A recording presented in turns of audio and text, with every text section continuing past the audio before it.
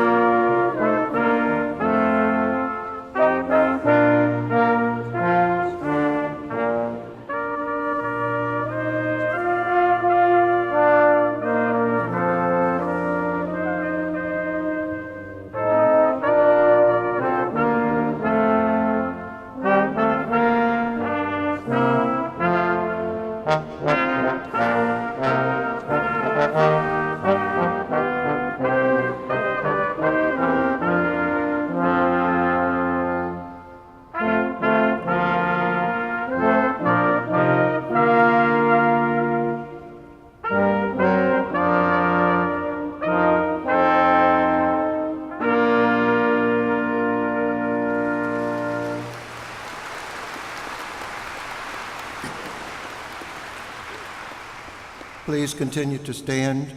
The invocation will be given by the Reverend Dr. Craig T. Coker, University Chaplain. Dr. Coker.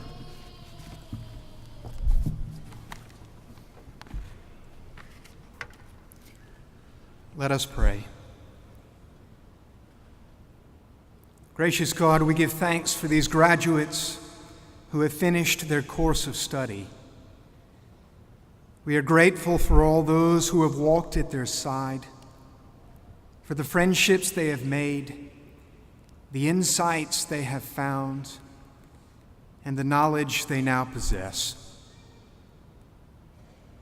Give them a right pursuit of justice and truth.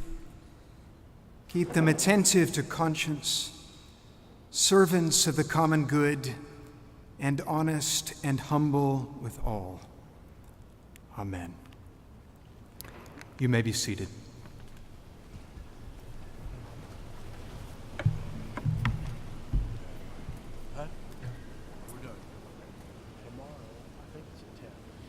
Good afternoon, everyone. Mr. Nero, distinguished guests, colleagues, parents, friends in the class of 2015. It is my honor as president to welcome you to the 143rd ceremony awarding degrees to graduates of the School of Law and to the 185th commencement of the University of Richmond. It's also a pleasure to welcome the families of our graduates and to thank you for the support and guidance that have helped our graduates reach this moment. And it's a pleasure, of course, to celebrate the achievements of the law class of 2015, whom we've been privileged to have here at Richmond. This year's ceremony is especially meaningful to me, as this will be my last commencement weekend as Richmond's president, and I'm deeply proud of all that we've accomplished together over the past 8 years, and it's been a special privilege to come to know our remarkable law faculty and staff, students and alumni, and the proud tradition of excellence of our School of Law. The years that you have spent on this campus have, I hope, made a profound impression on you. They've certainly coincided with a time of profound change in the world, as you well know.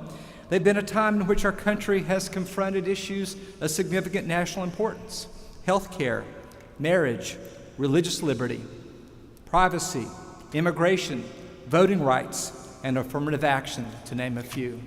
So you enter a world that is marked by change and challenge, a world that will demand much from you, no matter what your field of law. It's also a world of opportunity, and a world that very much needs you. We have sought to prepare you well and know that you will use what you've learned here to make a difference in your communities and in individual lives, to be stewards and agents of justice. And you've already begun to fulfill that responsibility through your remarkable record of pro bono work and clinical work at UR Downtown and beyond. I've heard over and over again of the closeness you've enjoyed with your classmates and the attention you have received from the faculty, of the sense of community that has helped you flourish amidst the academic rigor that is also a hallmark of our law school. And I want to thank the faculty and staff and alumni of the law school for their dedication and the ambitious aspirations they share for you. I also want to thank our speaker and fellow Spider, Victor Nero, for his own remarkable example of public service. With you, I very much look forward to his remarks. I also look forward to recognizing the individual and collective achievements of the Richmond Law class of 2015 today, and to your continued accomplishments in the years ahead. I'm confident that you can and will make a difference, and I'm proud that you will represent Richmond to the world. I'm grateful that through your service to society, you will help the university to fulfill its commitment to public service and to the common good. Thank you.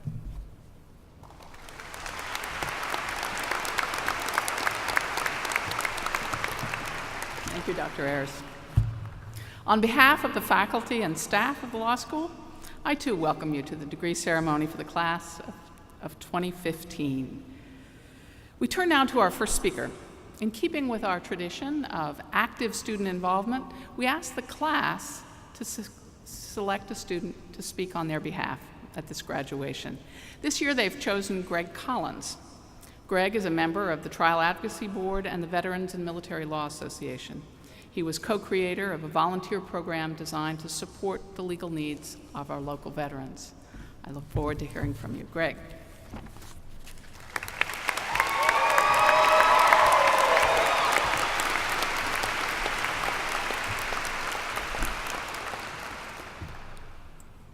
Thank you, President Ayers, Dean Perdue, faculty, family, friends, and most importantly, the class of 2015. It's my honor to speak with you today at our graduation. Here in the Robbins Center are some of the most distinguished legal minds of our generation. I'm humbled to have the privilege to share my thoughts with you. So what do I say? After years of training and legal research, I did what many other law students would do. I Googled commencement speeches for an idea.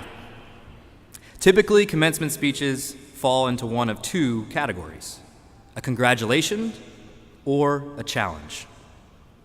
But neither a congratulation nor a challenge seem fitting for our commencement today, because this is just the beginning of our journey into the practice of law. Instead, I would like to share with you some thoughts on life, and hopefully in turn, that will allow you to become successful lawyers and, more importantly, to live a fulfilled life. My message is simple. Approach life as a journey. As we walk off the stage today, we are taking our first steps as legal professionals. Like a child taking his or her first steps, we are full of energy, eagerness, and excitement. With those first steps always come the first fall. Undaunted, a child will continue to try, eyes filled with amazement, a little bit more sure-footed with each attempt. Eventually, they'll be able to walk, run, jump, and if you watch my three little boys, kick, slide tackle, and leg wrestle in no time at all. In fact, I think one of my twins is in the back in timeout for doing just that. As imposing as the next few years seem, with the right approach, they can also be manageable, even enjoyable. Because if you approach life as a journey, then you gain control of the adventure. You decide the three most important parts: setting the pace, enjoying your destinations, and choosing your travel companions. Number 1, set the pace. It's important to remember that life is a journey, not a never-ending series of sprint races. LSATs, applications, exams, job interviews, the bar exam. Sometimes it feels like we move from one sprint race to the next. Instead of feverishly trying to get ahead, consciously set your own pace. Traveling fast is fine, but at some points you need to slow down. Take time to stop, look around, and enjoy life. I often tell people that law school was actually easier because I was married with 3 children. As my wife shakes her head, "Love you, honey. You're awesome." Having other obligations forced me to think about my pace. I decided when to sprint and when to walk. But I learned over the last 3 years the importance of stopping to sit on the floor and play Matchbox cars. Because my 2-year-old and twin 5-year-olds are also part of my journey, and they really don't care whether Daddy has to read cases for tomorrow. So set a pace that allows you to enjoy the opportunities and the freedom that practicing law provides you. You decide what you want to achieve and what you can accomplish. Plan to encounter uphills and downhills and adjust your speed as necessary, because you are in control of your own pace. Number 2, enjoy your destinations. In any journey, you don't always choose where you end up, but that's okay, because you can still control your outlook no matter where you find yourself. A few years ago, I spent 7 months in a lovely, exotic location. Plenty of sunshine, a little bit of sand, very interesting people. I even got a ride around in a Hummer. It was a little town called Fallujah, Iraq. It was there that I learned you can find fulfillment, even enjoy yourself, in some of the most difficult destinations. Because what is important on a journey is not where you are, but what you do and who you are with along the way. Which brings me to my third and final point. Choose your travel companions. While on your journey, the relationships you make with other people are more important than any verdict, judgment, or negotiation. As the saying goes, good lawyers know the law, but great lawyers know the judge. It's a little tongue-in-cheek, but what that joke really explains is the importance of human relationships, making a connection with others so that you can convey your message. I love to hike on the Appalachian Trail. It's a single path that runs from Georgia to Maine, through the mountains and forests. One trail north and the same trail south. You expect to encounter other hikers, so there's almost an unwritten code of camaraderie, talking and greeting others on the path because you have become a part of one another's journey. And you never know when you may be in need of help. Like the hikers on the Appalachian Trail, law is one of the few professions where you are expected to encounter others and to foster relationships as part of our legal community. So smile, greet others along the way. Surround yourself with people that will bolster and complement your own abilities, because they are a part of your journey and you are a part of theirs. Approach life as a journey. Set your pace, enjoy your destinations, choose your travel companions. So that decades from now, when you decide to leave the practice of law, you will still be walking with that same sense of energy, eagerness, and excitement that you have as you walk across the stage today. Thank you, and congratulations.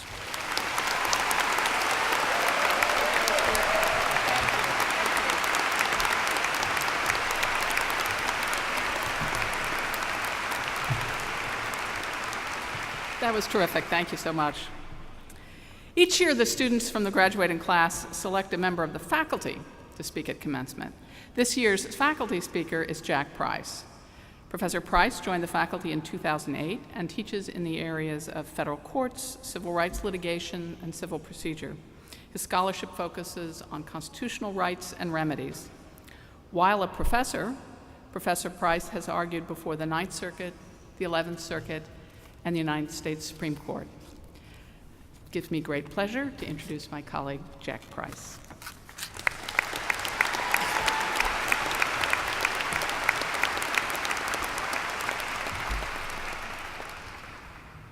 Graduates, it's so kind of you to ask me to speak with you on this wonderful day. I congratulate you on earning a doctorate in law. Look what you have done. You've worked hard, so hard, during the first and second years of law school. And you made it to today, your graduation day. You deserve a tremendous speech, and you just got one. And you're gonna get another. As for me, in preparing for this speech today, I decided to do what you all do when you prepare for my classes. I started by going out last night. I showered and shaved, rolled over to Hamilton's house. We had some beers, played on his Xbox for a while. About 10 o'clock, we took Hamilton's Jeep and got Wendy, headed over to the sidewalk, and I can't remember much else after that. Hamilton got into a fight with somebody about equity jurisdiction. Wendy texted me at 1 a.m. and said she was in an after party at Katropia's. I said I can't go, I have this speech. So I hailed a cab home, got home about 2 o'clock, set my clock for 8:30, and got up at 11. I got to work on my speech, and just like Greg, I Googled it. The difference is, he used Google for ideas. I just cut and pasted. So here goes. Graduates, follow your heart. Never stop learning. Make a difference. Make fast money flipping houses. Embrace change. Don't be afraid of failure. Believe in yourself. You won't believe what this woman wore to the beach. The glass is half full. Give back. Give thanks. Live life to the fullest. 10 plastic surgery disasters and number 7 will blow your mind. You are the future. Life is like a box of chocolates. Life is about the little things. These little pills will literally melt the pounds away. Dance like no one is watching. Live like there's no tomorrow. The secret of life is that there's no secret. Credit card companies don't want you to know this incredible secret. Today is a beginning, not an ending. Dare to be yourself. Anything that doesn't kill you will make you stronger. How to build muscle in your sleep. Do good, seize the day, get out of your comfort zone. 5 ways to tell if your roommate is using your soap. Good luck and Godspeed. Congratulations to the class of 2015. But I'm not done.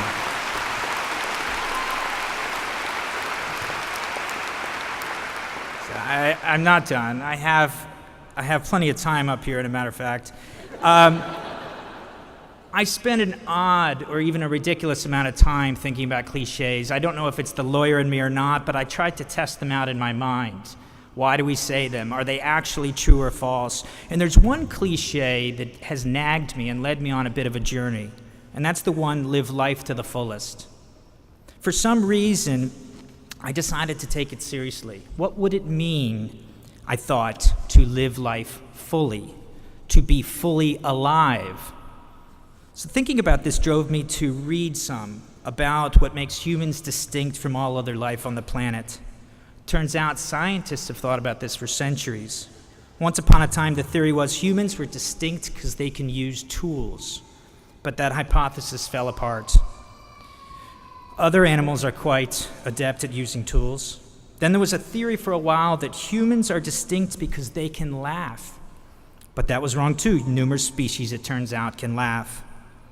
Another hypothesis was that humans are the only species that can practice law. Wrong again. It turns out that monkeys can be trained to practice law, and it can be done in 2 years, not 3. So what is it? What is it that is exclusively human?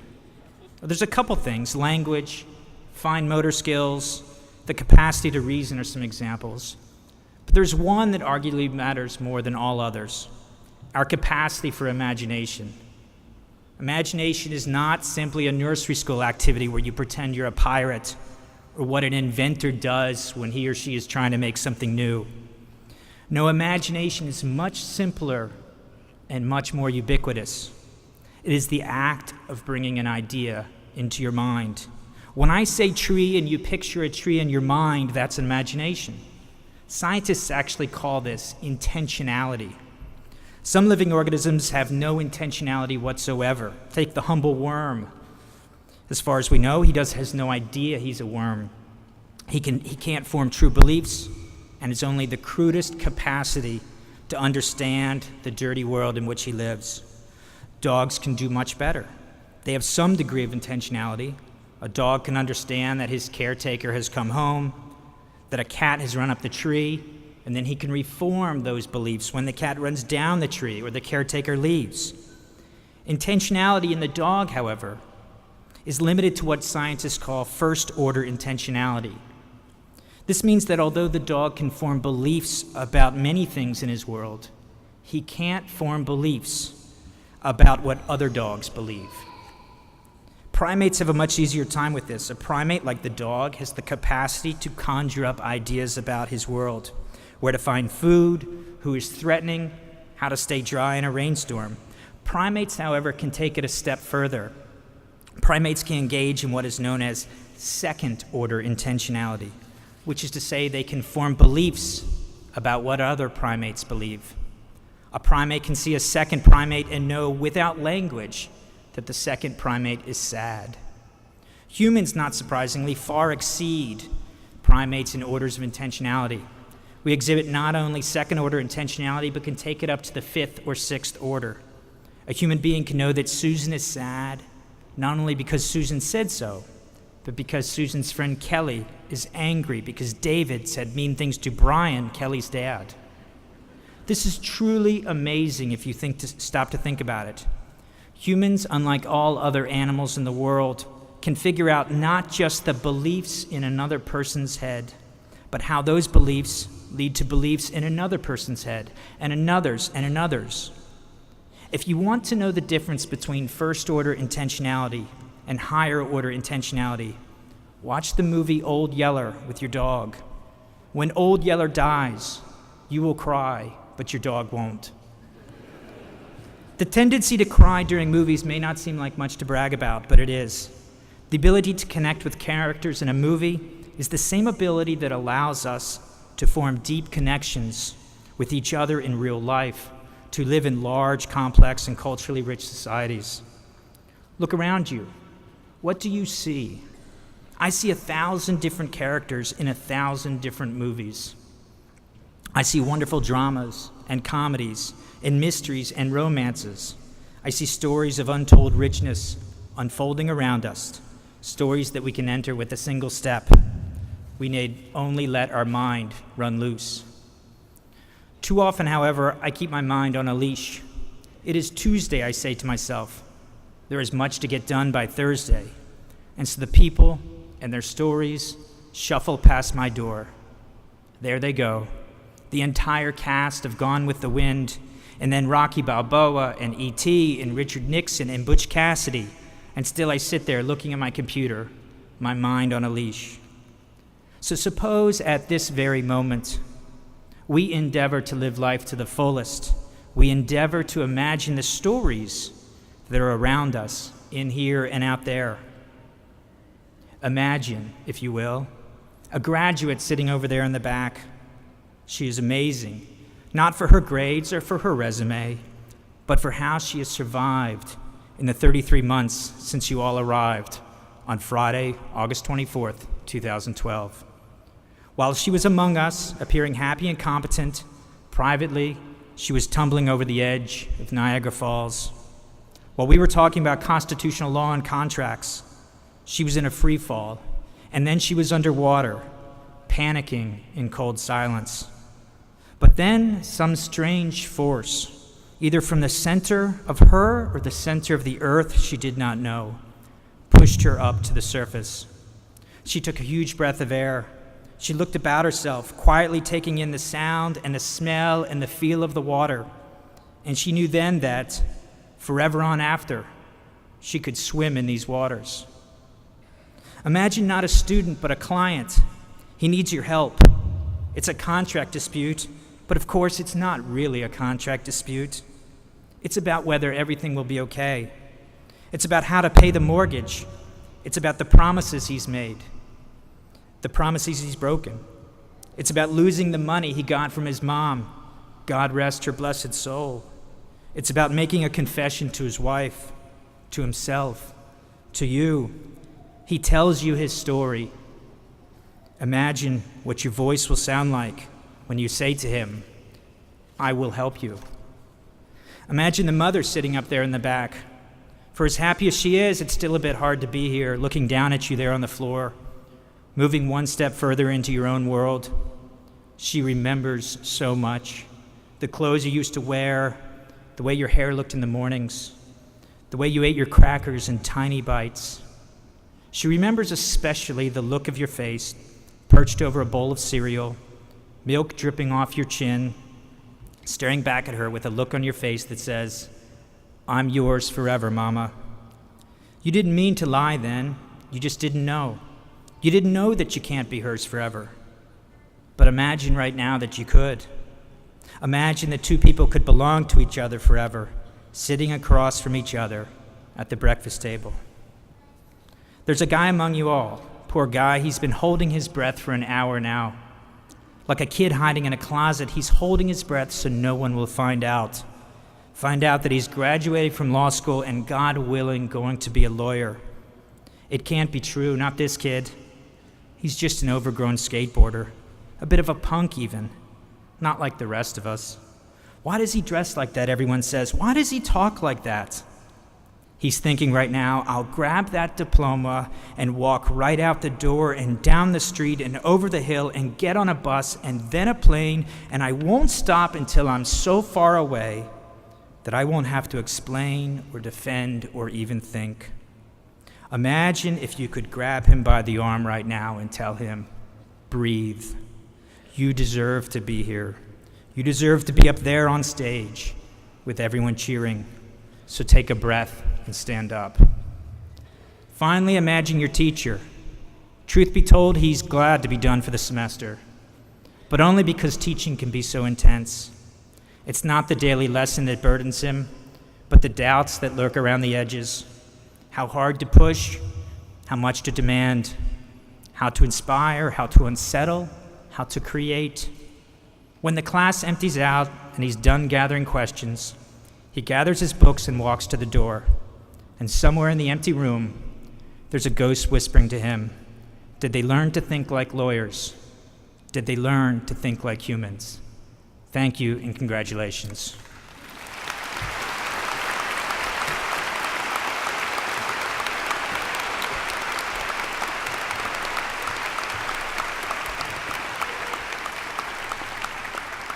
Thank you, Jack.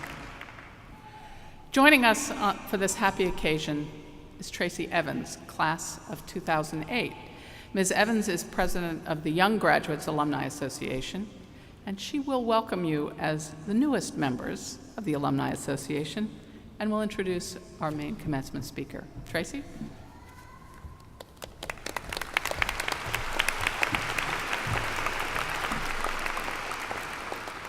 Thank you to President Ayers, Dean Perdue, faculty and staff for inviting me to speak today.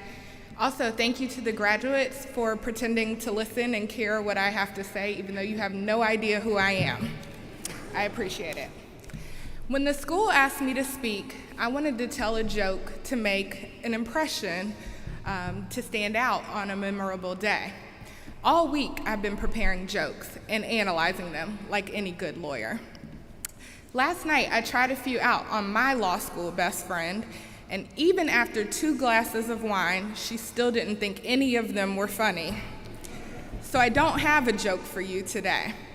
However, what I do have is the ability to welcome you as the newest members of the Law School Alumni Association. You represent the greatest asset of our fine institution, its outstanding students and graduates. That includes me, of course. We are proud of you and proud of the University of Richmond School of Law. I look forward to meeting each of you as we continue to work together to support our alma mater. I also have the pleasure of introducing our principal commencement speaker today, who is Victor Naro. Victor Naro is the project director of UCLA's Downtown Labor Center and a graduate of the University of Richmond.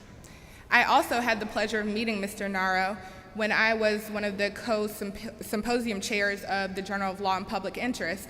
Mr. Naro came and spoke at our symposium, so I feel like we've come full circle today where I'm introducing him. Mr. Naro's biography appears in the program, so I will not take time to enumerate the many accomplishments of his outstanding career. We are honored and delighted that he has accepted the university's invitation to participate in the law school commencement. It is a great privilege to introduce Victor Naro.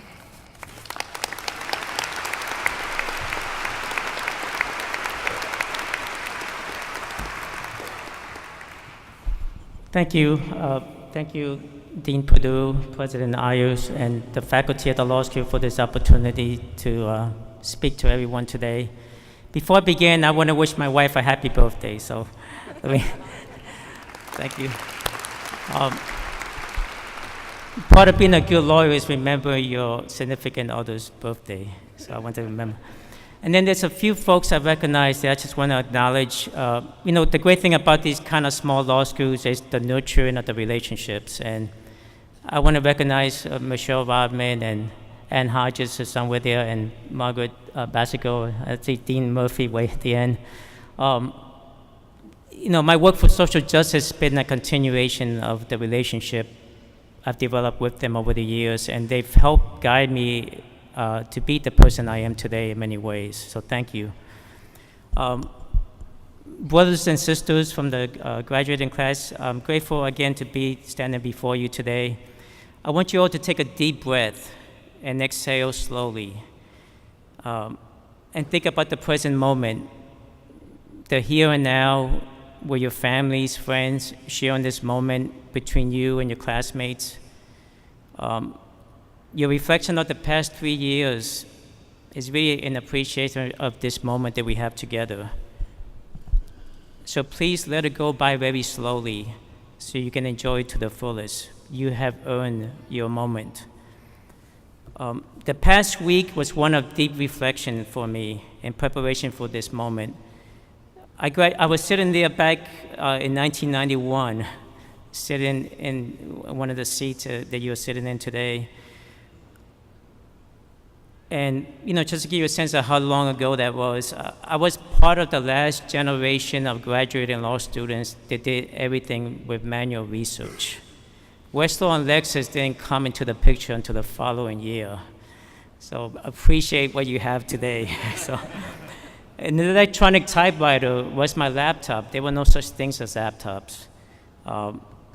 Some things have changed, but I think there's some things that never change. And it's really your ability from here on now to look inwards and to see the person you're helping, the client, as a human being. I want to connect with you in a special way that is what I refer to as the interconnectedness of our hearts and minds. Thich Nhat Hanh, the famous Vietnamese Zen Buddhist leader and one of my spiritual teachers, refers to this interconnectedness as the interbeing. So for the next few minutes, I want to interbe with each one of you. This commencement addresses my connection with you and a gateway to our journeys connecting as we move forward. In the brief moment that we have together, I want to lay out a framework that has evolved in my life since graduating from law school. Number one is being a legal activist, and what does that mean? Number two is the heart-to-heart connection. And number three, which I think is the most important one, is self-care and legal activism. So the first one is legal activism. So being a legal activist does not mean activism in a political sense. Judge Lownhand once said that liberty lies in the hearts of men and women. When it dies there, no constitution, no law, no court can save it. Your client has a sense of justice in their hearts. Being a legal activist is to connect directly with that sense of justice.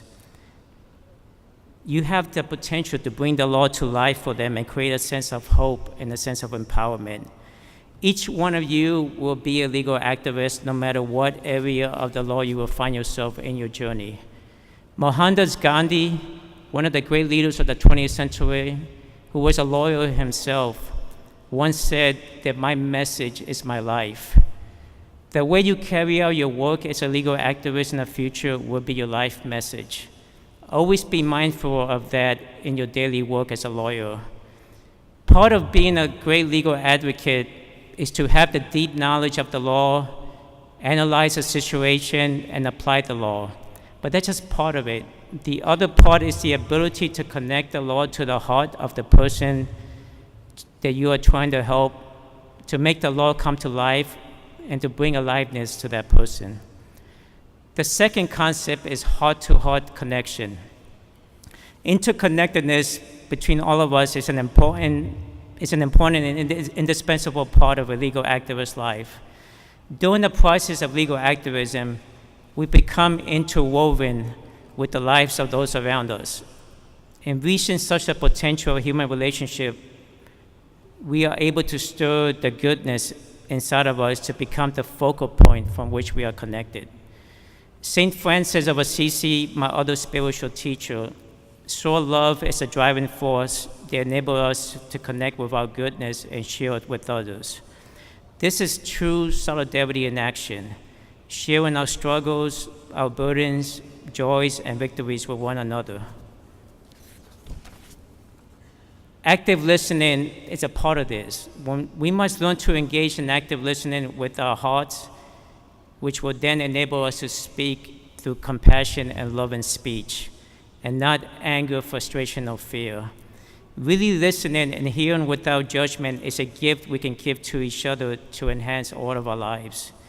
When we are really heard and the other understands our meaning and emotions, we feel valued and respected.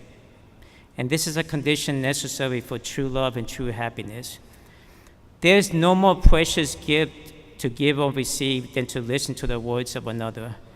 The process of active listening and love and speech will enable you as legal activists to be mindful and respect the dignity within the people you are trying to help. As St. Francis did with his group of followers, you as legal activists should create your own sense of community that becomes your spiritual incubator that will help you grow and free you up to serve. The way to live a fulfilling life is to spend it in the service of others and not trying to hide somewhere where you can feel safe and protected. You have the freedom to choose healing and love as a way of life. And this is, to me, is what healing justice is all about. Thich Nhat Hanh said it with the best. He said it best with the following quote: "If while we practice, we are not aware that the world is suffering, that children are dying of hunger, that social injustice is going on everywhere, we are not practicing mindfulness. We are just trying to escape." To better understand what I mean by heart-to-heart communication, let me share with you a little bit about the world in which I work every day. In this country, there are close to 11 million persons that the government has declared them as illegal. My work on a national level is to change the federal laws to win a humane process for them to obtain legal status and a path to citizenship. On a local and statewide level, my work is to address their unlawful living conditions, their unlawful working conditions, through policy and legal advocacy campaigns. Throughout my daily work, immigrants in Los Angeles come to my office with so many stories of hardships and exploitation. And in the process of connecting with them, I help provide for their comfort and prosperity. These immigrants are the hardest working and least protected members of our society. And my daily work is to help them where it's possible in the legal landscape, but outside of the legal landscape, to help them empower themselves and so they can make a difference in their lives. There can be a feeling of emptiness that creeps in when the work of legal activism becomes a routine of daily activities and tasks.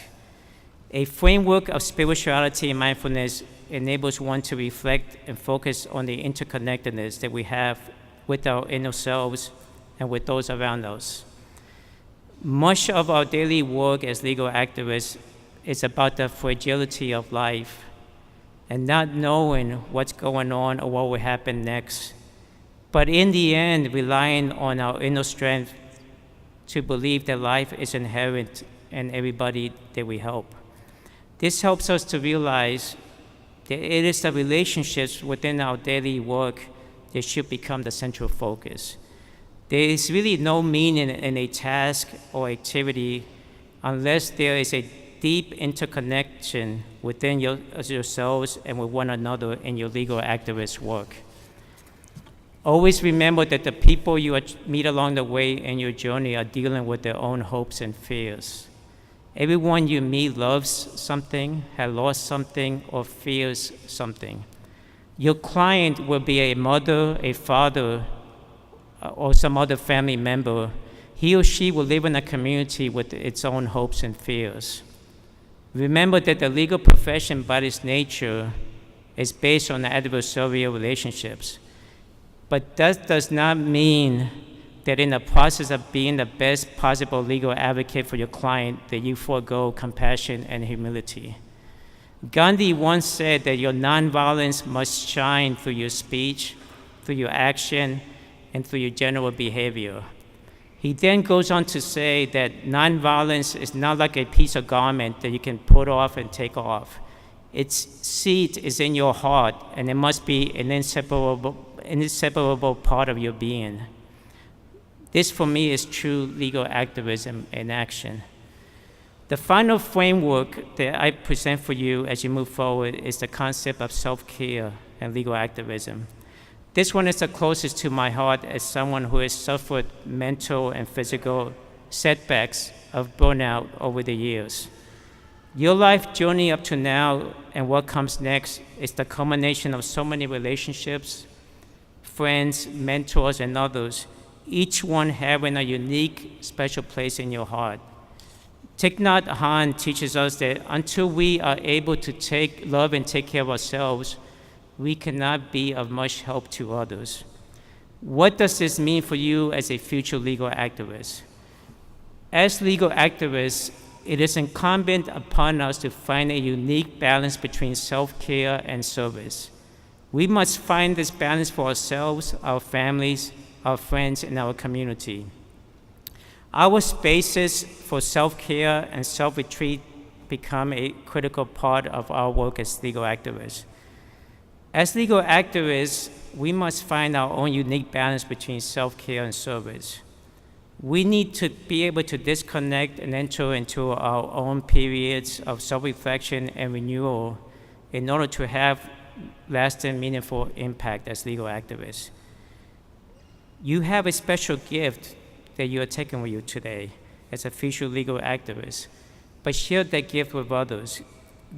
Go into your personal spaces for reflection and meditation, but always keep yourself mindful of your special gifts and how you can share them with the whole world.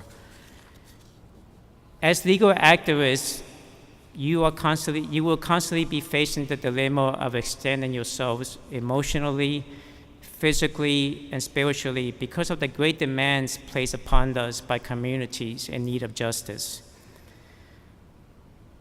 Too often times, we are consumed by this self-martyr syndrome, where the measurement of our commitment to our work is determined by how much we sacrifice of our bodies, health, and our relationship with loved ones.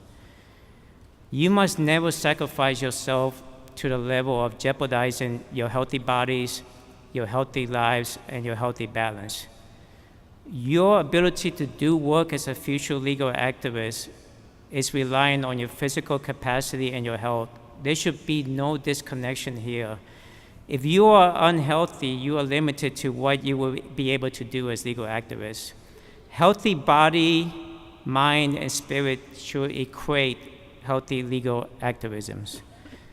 Finally, upon receiving your degree today, I want to welcome you into a new community, which is the community of alumni of this great law school. It's a community of this group. It's a community member of this group. It's our responsibility to be there for each other. Whenever I receive an email from an alumni from the past, an alumnus from the law school, a phone call, or even a Facebook post, I always stop what I'm doing to attend to that person. And I challenge you to do the same for others who are going to come after you, future graduates of this law school. As I end this special moment together, I leave with you an excerpt from a teaching from the great Jewish thinker, Rabbi Tarfim. This is a passage that I always share with my UCLA students during my last day of class with them. You are not obligated to complete the work, but neither are you free to abandon it. Do not be daunted by the enormity of the world's grief. Do justly now, love mercy now, walk humbly now. Thank you for sharing this special moment with me. Congratulations.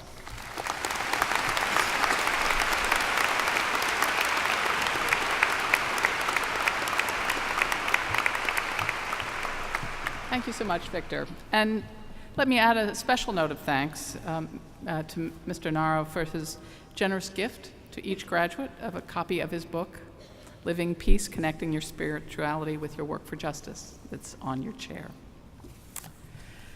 I'd now like to introduce Associate Dean Jim Gibson, who will present student honors and awards. Where's Jim? There we go. Thank you, Dean Perdue. The law school's third-year class gift was established in 2005 and has been growing in size and participation every year. The educational experience that you all have had over the last 3 years was possible in large part because of the generosity of alumni and friends who came before you. We hope you'll continue your generous support of the law school and support of those who will follow you as law students going forward. So now the class gift representatives, Noah Downs and Jen Webker, will present the class gift to Dean Perdue. If you guys would come forward.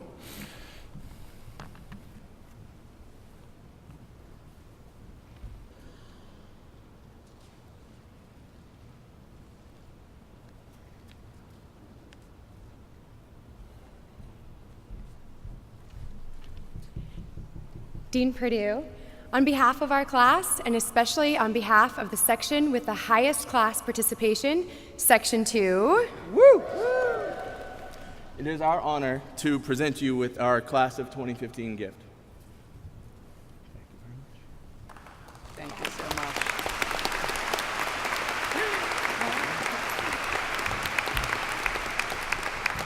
So on behalf of all of us here at the law school, we extend our special thanks.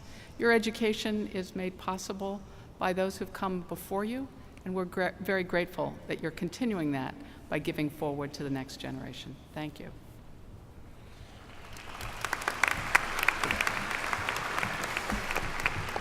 So now I have the best job of the afternoon. I don't have to make a speech, but I get to hand out prizes to deserving students. So let's move to that part of the program. This year's recipient of the Virginia Trial Lawyers Association Student Trial Advocate Award began her love for trial work in college competitions and then joined the Trial Advocacy Board here in her first year, eventually becoming president.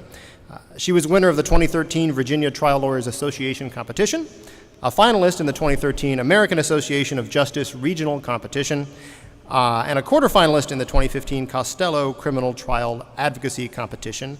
If Katie Groover would come forward to receive it.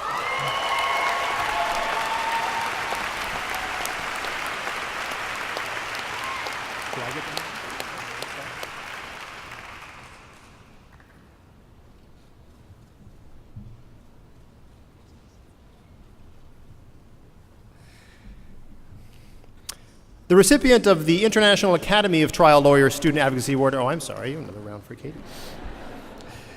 is all, Hamilton Bryson said, keep it as short as possible, so I'm just trying to stay on. She's also a born trial lawyer. She was the 2013 Interscholastic Trial Competition winner, a regional finalist for the 2013 AAJ Student Trial Competition, and a semifinalist and best oral advocate in really too many other competitions to list here. Amy Whitelaw, if you would come forward for this award.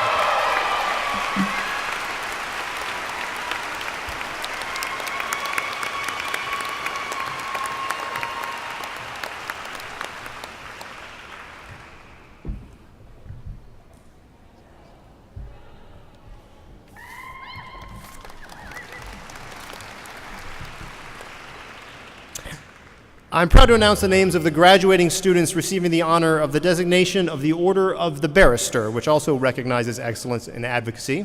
If each student would stand when I call their name to be recognized. Danielle Bringard, Greg Collins, Sean Freeman, Kate Gray, Katie Groover, again, Corey Jenkins, Brad Kent, Tim Patterson, Robert Vaughn, and Amy Whitelaw.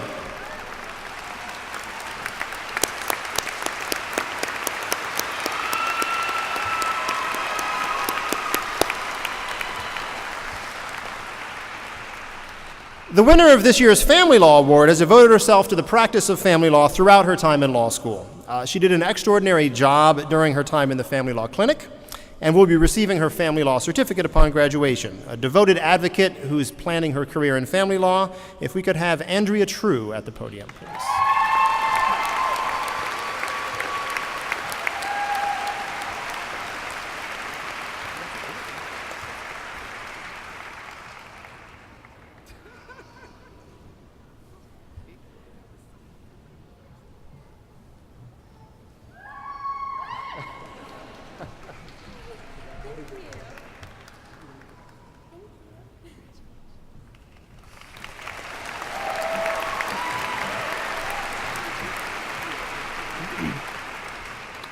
This year's recipient of the National Association of Women Lawyers Award has had a long-standing commitment to worldwide human rights and advocacy on behalf of women. Prior to coming to law school, she worked with women who were acid burn victims in Pakistan, and as a student here, she represented immigrants and their families in London and worked with the Chief Justice of the Pakistan Supreme Court to guarantee civil liberties to religious minorities in that country. As one faculty member here put it, this student is going to make a difference. Z. Malik, if you would come forward, please.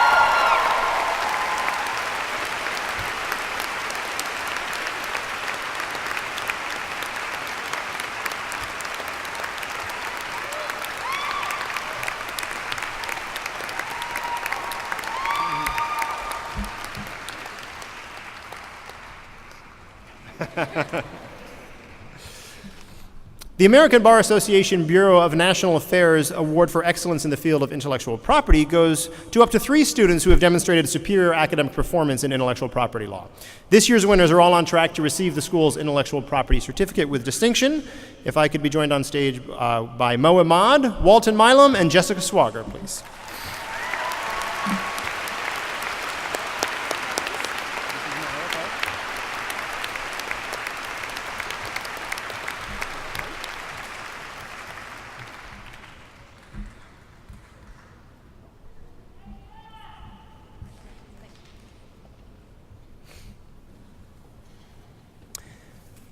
The Oswald Jackson Jr. Award for Excellence in Intellectual Property is named after the first ever teacher of an intellectual property course here at Richmond.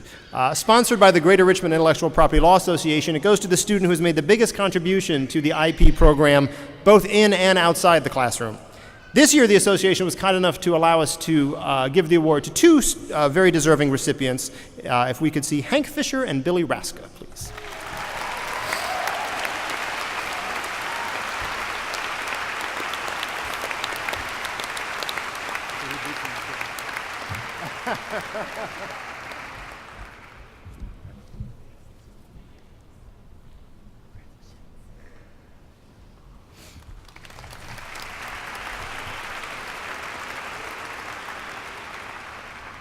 The American Bar Association Bureau of National Affairs Award for Excellence in the Study of Labor and Employment likewise goes up to 3 students who have demonstrated superior academic performance in their labor and employment coursework.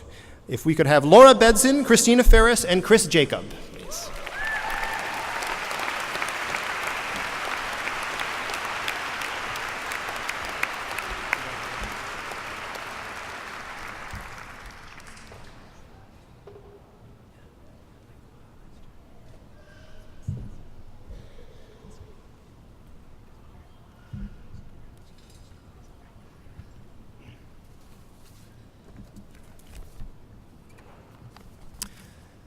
The American Bankruptcy Institute's Medal of Excellence goes to a student who has excelled in the study of bankruptcy and is interested in pursuing a career in that field. This year's very deserving recipient is Hillary Wallace.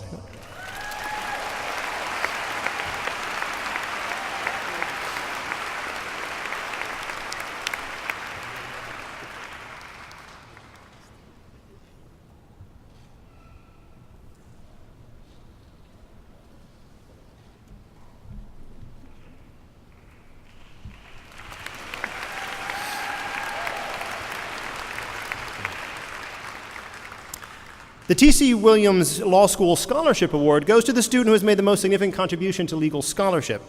This year, the faculty have awarded it to someone who has not only done outstanding work as editor-in-chief of the Law Review, but has also published his own research that the president of the National Association of Workers' Compensation Judiciary called a tour de force and commended to courts as a roadmap for deciding cases in the field. That would be Paul Holdsworth.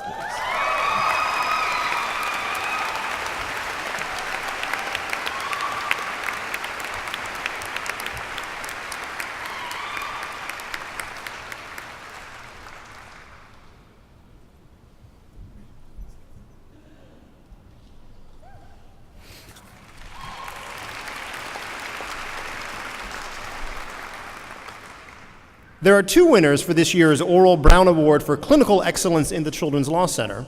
The first is a natural advocate with an uncanny ability to help clients grasp complex legal concepts, as with the brochure that she created to explain constitutional rights to teenagers in a way that they could understand. Our second recipient began her clinical career in the Children's Defense Clinic, where she and her partner tirelessly helped their sometimes homeless client deal with legal challenges in 2 different jurisdictions. She also wrote and edited numerous case law updates and articles about juvenile justice. If Carrie McClung and Christina Sorensen could come forward.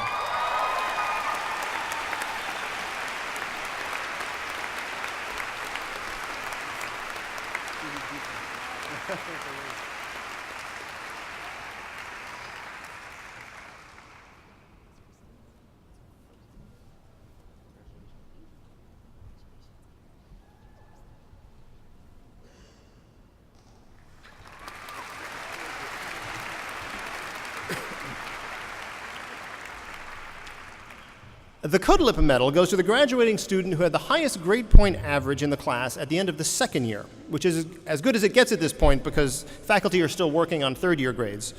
Remember, due May 20th, everyone? If Sarah Bennett could please come forward for the medal.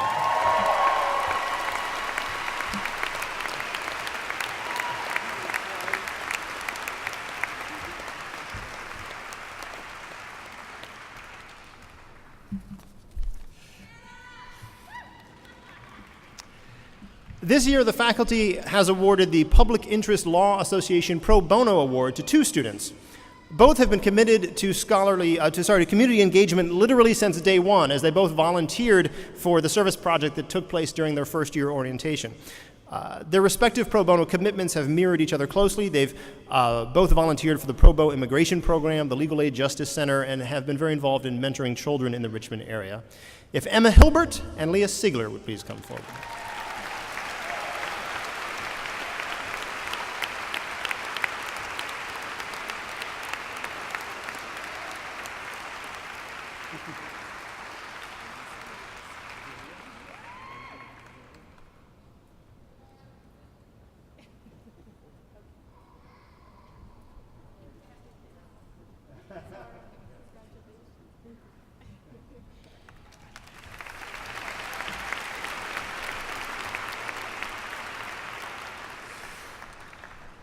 The Nina R. Keston Service Award is not given every year, but only when the faculty believes that a student has shown extraordinary contributions to the school, the community, and the profession. This year's recipient has served in numerous programs and capacities in our Carrico Center for Pro Bono Service, beginning in his first year, and has worked on programs both in the law school and in the broader community with discernment and compassion. Of course, I'm referring to Miles Jolly, if Miles would come forward.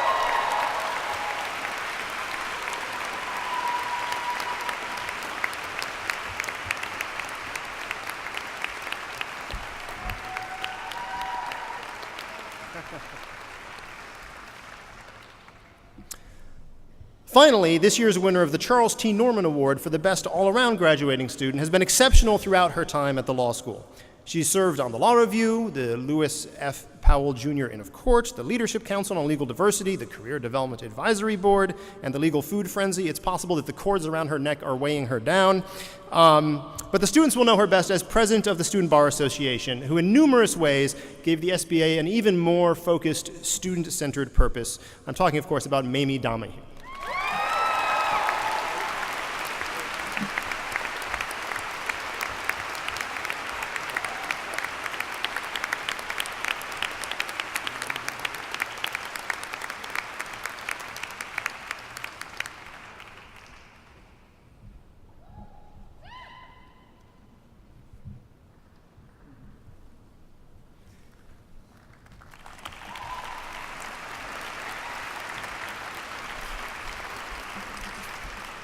And if you would, one final round of applause for all of our scholarship winners.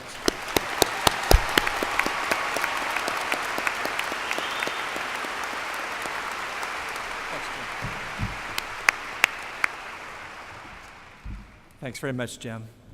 We now recognize those who have completed the requirements of the faculty and who have fulfilled the expectations of the entire university community. I invite the provost to present the candidates for degrees. I now call on Dr. Fetro, Provost and Vice President for Academic Affairs. Thank you, President Ayers. Will the University of Richmond Law School class of 2015 please rise?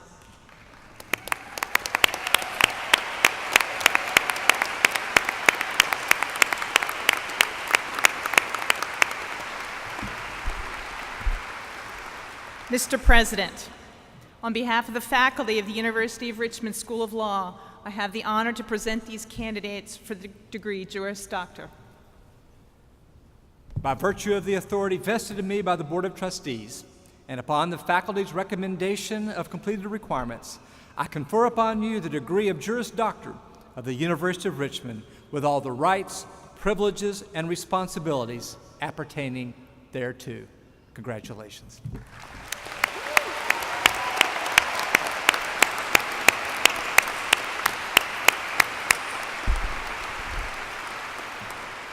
Congratulations, class of 2015. Please come forward to receive your diplomas.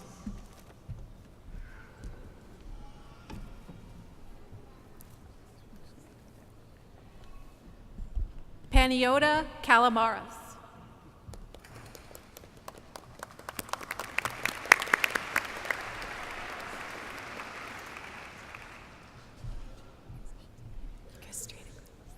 Donna Ashley Moore.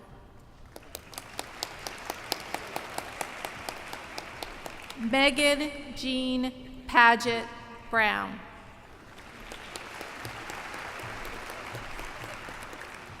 Adam Lewis Tate.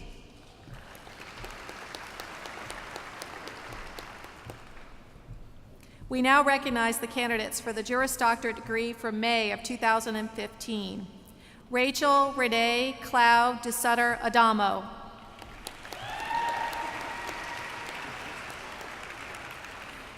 Owen M. Alberti.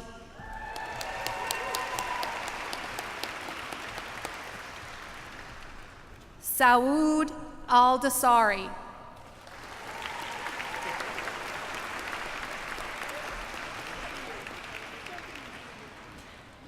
Abdullah Al-Gumdi.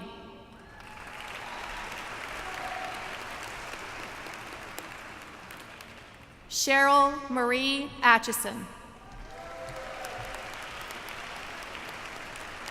Tara Ann Badaway. Lee Ji Bai.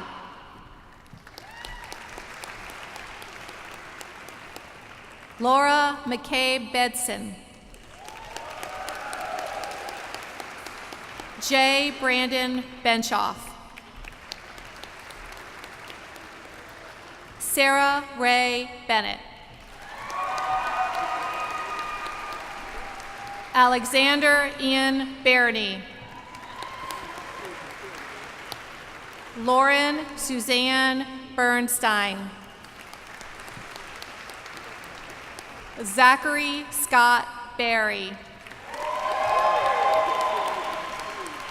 Jacqueline Louise Bolin. Catherine Lindsay Bratt. Danielle Marie Brinkard. Emma Elizabeth Buck. Justin S. Carter. Francis Leslie Christian Caruso. Jared A. Chaplin. Lauren Jean Clark. Gregory Leonard Collins. Kevin M. Conneran. Michael J. Conley. Havlin Crispin Crittenton. Nicholas Anthony D'Antonio. Victoria A. De Las Casas. Dylan Rose Denslow. Patrick Farley Dillard. Mamie Beth Forum Donahue. Christopher K.G. Dorsey. Daniel Noah Cheely Downs. Leah Teresa Dubason. Sabrina Rakow Earl. Jessica Ertl. Amanda Ray Evans. Heather L. Faunis. Morgan Lee Faulkner. William Henry Fisher III. Christopher John Flynn. Jill M. Fogliano. Richard M. Forsani. Sean Kelly Kaipu Freeman.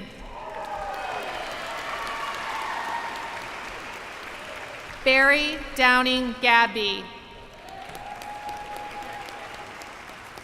Austin Christopher Gage.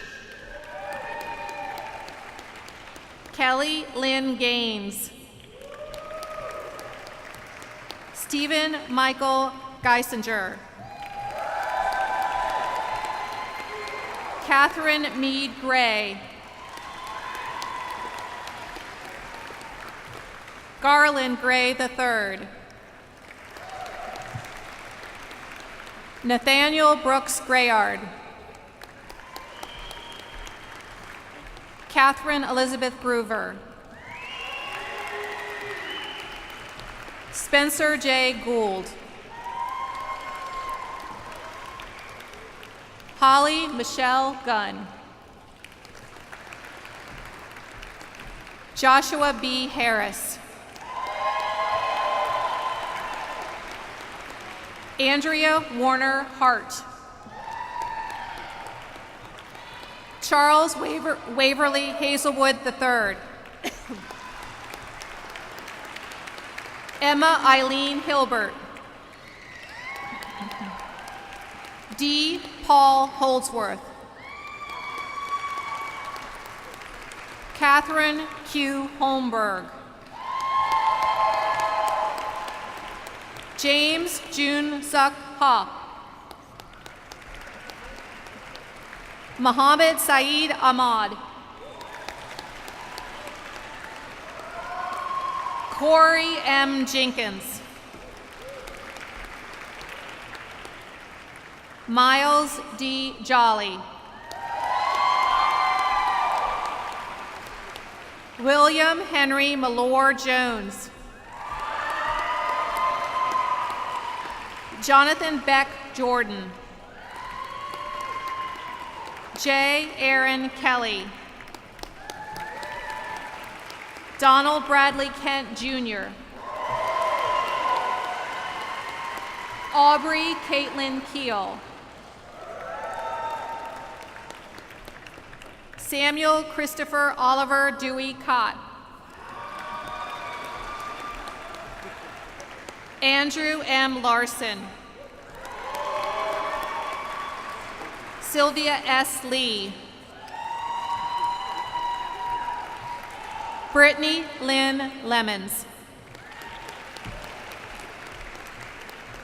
Catherine Elizabeth Lent. Ashton L. Lewis. Nicholas J. Linker. Carrie Taylor Linkus. Leah Louise Lorenz.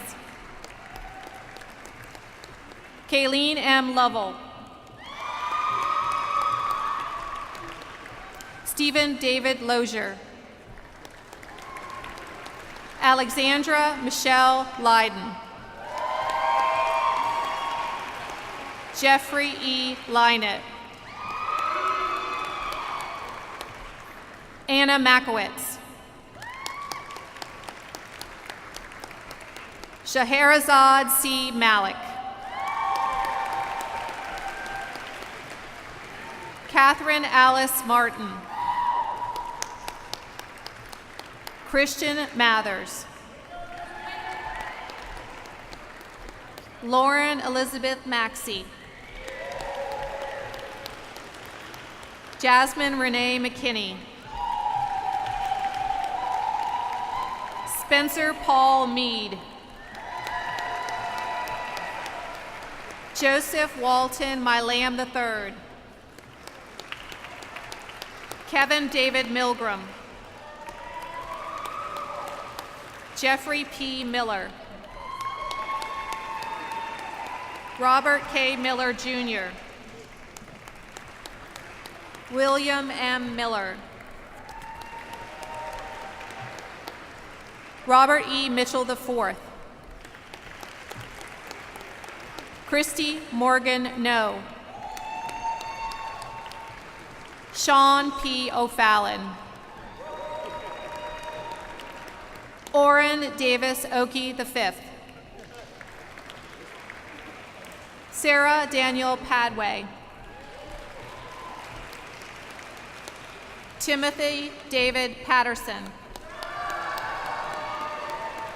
Harold Winfield Pike. Jason Albert Poole. Adam Benjamin Pratt. John S. Ralston. William G. Raska. Bradley David Reeser. Stephanie Karen Rich. James Robert Christopher Rohde. Sarah Virginia Rose. Pietro Francesco Sanitati. Daniel E. Savage. Derek Glenn Schnitzer. Bennett Hill Sharp IV. Dominique Leonard Simon. Carolyn Coleman Sloan. Angelica Marie Smith. Veronica Lynn Snodgrass. Christina K. Sorensen. Anne Rhodes Spillman. Leah Michelle Stigler.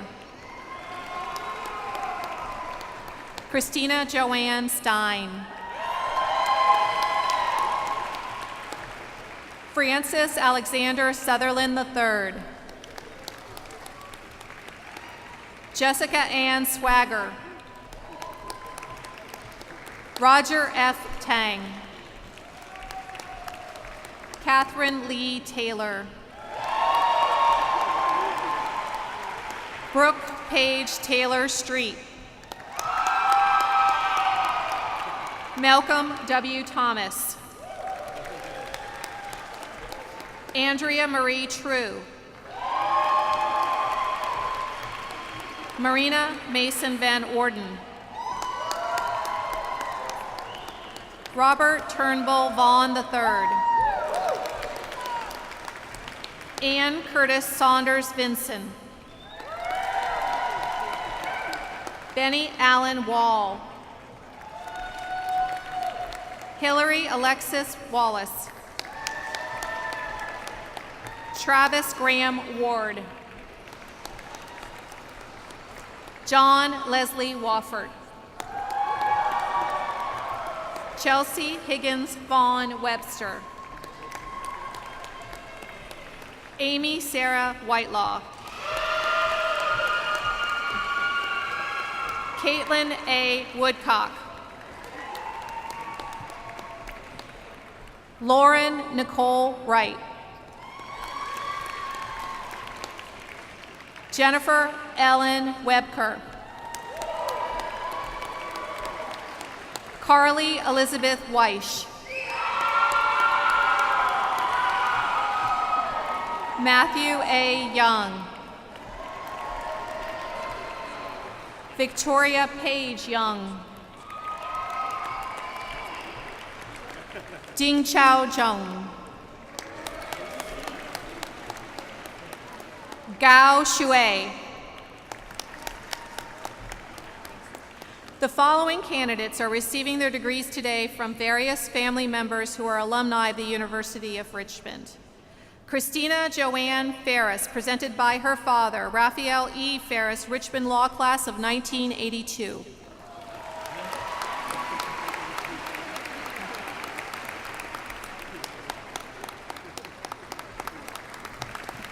Joshua B. Goodwin, presented by his father, the Honorable W. Chapman Goodwin, Richmond Law Class of 1978.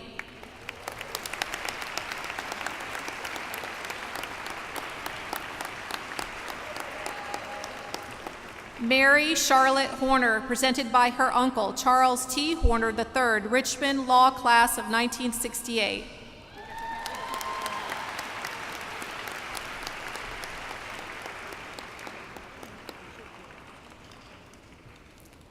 Christopher H. Jacob, presented by his mother, Lynn Jacob, Richmond Law Class of 1982.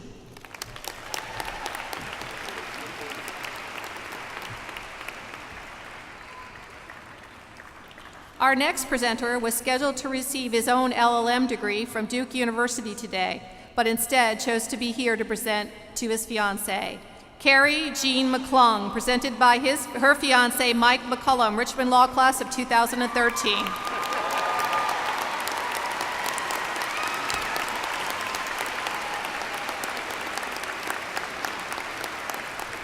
Joseph Neil Olmec, presented by his uncle, Jim Vergari, Richmond Law Class of 1972.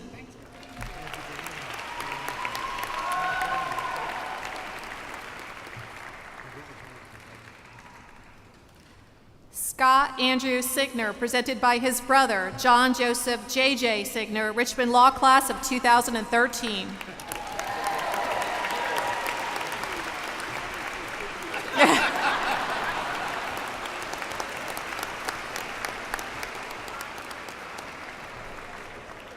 Brian Ballard Veith, presented by his father, Peter Veith, Richmond Law Class of 1992, and his uncle, William Phillips, Richmond Law Class of 1985.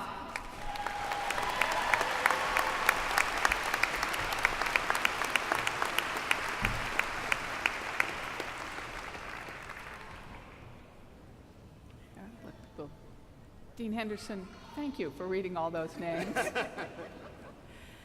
Ladies and gentlemen, join me in saluting the now graduated class of 2015. Congratulations.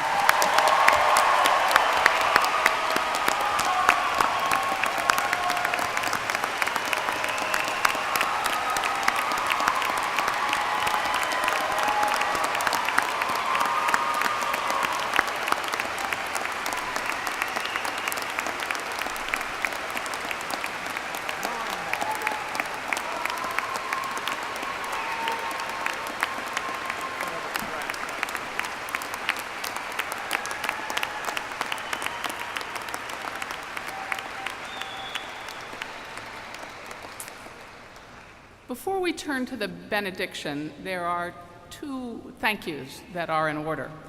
First, let me say to the class of 2015, each of you has worked incredibly hard and your accomplishments are very noteworthy, but you didn't do it alone.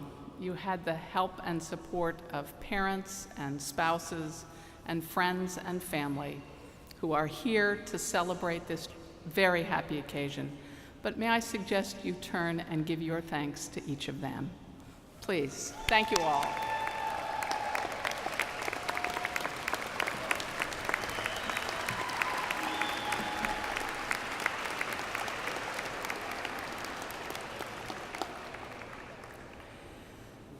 There is a second thank you that is in order today. As Dr. Ayers indicated, this is his last commencement with us as president of this university, though we hope you'll come back and visit some other ones in the future. Dr. Ayers has been just a tremendous friend to the law school. He's supported us in all kinds of ways. But the support he's given goes beyond his endorsement of our enterprise. He's given us a vision of what academic excellence looks like, and he's pushed hard for that. He's pushed hard for it here and throughout the university. But even beyond that, he's had a vision of justice. His vision of justice includes paying attention to the history. If we don't understand our history and don't embrace it and take it seriously, we are destined to make mistakes again. He's pushed us to understand the history of this region, and it's had an important impact. And he's pushed us to be engaged with our community and for all of us to work hard for justice. So as a law school, it's hard not to be thankful for that kind of leadership at the top. Dr. Ayers, thank you very much.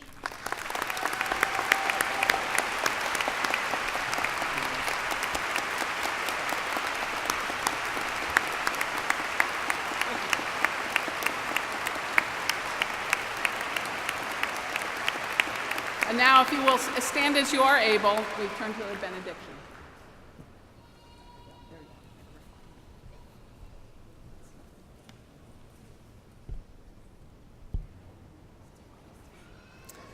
Yeah, y'all are welcome to stand. And now as you go, may God give you a tongue to speak the truth and a longing for justice, ears to hear the world's pain and a heart to respond, eyes to see beauty and imagination to embrace it, hands to receive the most precious things in life and cherish them forever. And may God keep you in peace and surround you in love today and always. Congratulations and amen.